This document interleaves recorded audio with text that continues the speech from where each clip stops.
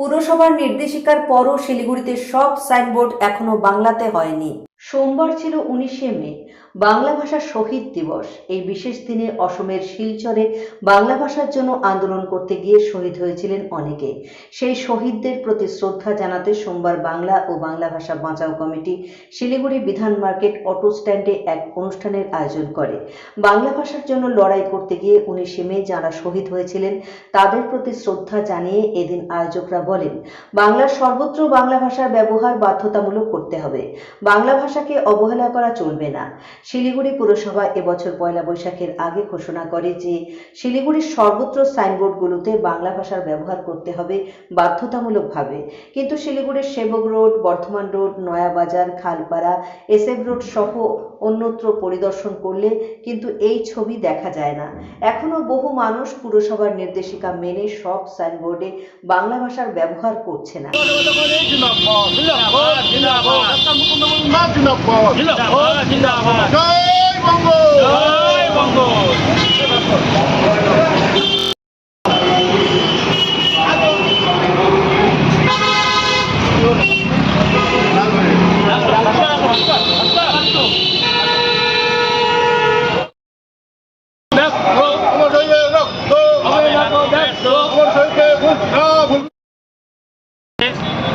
আসামের বরাক উপত্যকায় শিলচরে বাংলা ভাষার জন্য যে শহীদ হয়েছিল 11 জন বাংলা ভাষা সৈনিক, তাদের প্রতি বাংলা ভাষা বাঁচাও কমিটির পক্ষ থেকে আজ শ্রদ্ধাঞ্জলি দিচ্ছি। শিলিগুড়ির বিধান মার্কেট, বিধান রোডের অটো স্ট্যান্ড থেকে বাংলা ভাষা বাঁচাও কমিটির পক্ষ থেকে আমরা চাই আগামী দিনগুলোতে বাংলা ভাষার প্রতি মমত্ববোধ জাগ্রত হোক।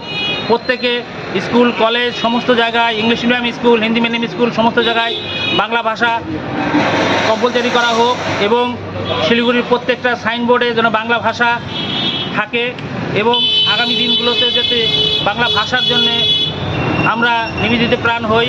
প্রতিটা ঘরে ঘরে মায়েরা যেন সন্তানদেরকে আমাদের রবীন্দ্রনাথ, আমাদের নজরুল, আমাদের বঙ্কিমচন্দ্র, আমাদের অতুল প্রসাদ, দ্বিজেন্দ্রলাল রায় সবাইকে যেন শেখাক, এই আশা আকাঙ্ক্ষা নিয়ে আমাদের এই সংগ্রাম।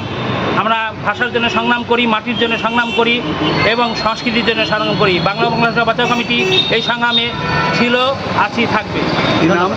বিপ্লব ঘোষ, বাংলা ভাষা বাঁচাও কমিটির কমিটি মেম্বার।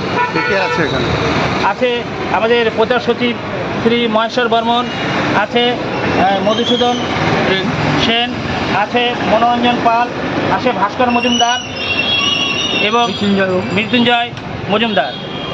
আজকের অনুষ্ঠানকে আমরা সবাই মিলে সফলমণ্ডিত করলাম।